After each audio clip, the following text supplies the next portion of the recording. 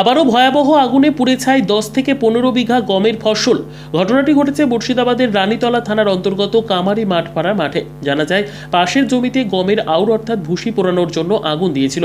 তারপরেই হঠাৎ ভয়াবহ আগুন লেগে যায় পাশের জমিতে। একে একে 10 থেকে 15 বিঘা জমি পুড়ে ছাই হয়ে যায়। এলাকাবাসীর দাবি, একটি যেন দমকলের ব্যবস্থা করা হয়। ভগবানগোলার 2 নম্বর ব্লকের অধীনে তিল তিল করে গড়ে তুলেছিল এই ফসল, এক মুহূর্তে পুড়ে ছাই হয়ে গেল। সে কথা ভেবে কান্নায় ভেঙে পড়েছে চাষিরা। কি বলছেন চাষিরা, শুনুন। ব্যুরো রিপোর্ট, দিনরাত স্টার নিউজ। কখন ধরেছিল? খানিকক্ষণ আগে।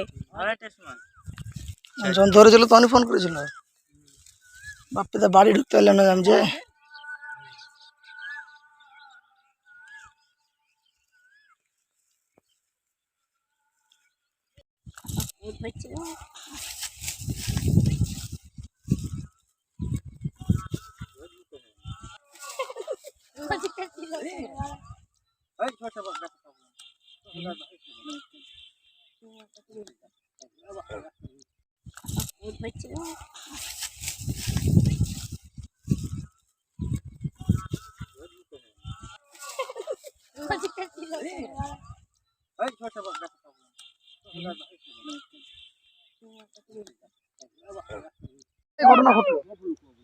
কি করে ঘটনা ঘটলো আমাদের গ্রামে? কোনো দমকল নাই, কোনো নাই। আর আগে বহুত বহুত ঘটনা ঘটেছে, তার ভিতরে আমরা কোনো সাহায্য ভালো করে পাইনি।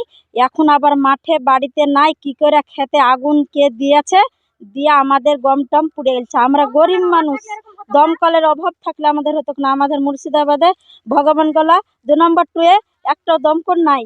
সেটা আপনারা কি চাইছেন? আপনারা কি চাইছেন? আমাদেরকে আমরা চাইছি যে কি না একটা দমকল থাকে, জানি এরকম জানে বিপদ সবারই না হয়।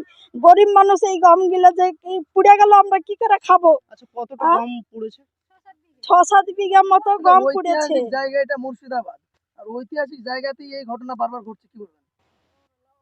কি করবো? আমাদের দমকলের দরকার, আমাদেরকে দমকল একটা চাই। আমাদের নতুন ইতিহাস, আমাদের এত বলে একটা পুলিশ প্রশাসন কিছু আমাদের এখনো হয়নি। আমরা গরিব মানুষ, এগুলো তো আমরা তো খাবার জন্য করেছি, পেটের জ্বালাই। আমার নাম মলিনা বিবি। একটা জমিতে আগুন দিয়েছিল, আমাদের বিঘা 7 জমি পুড়ে গেছে।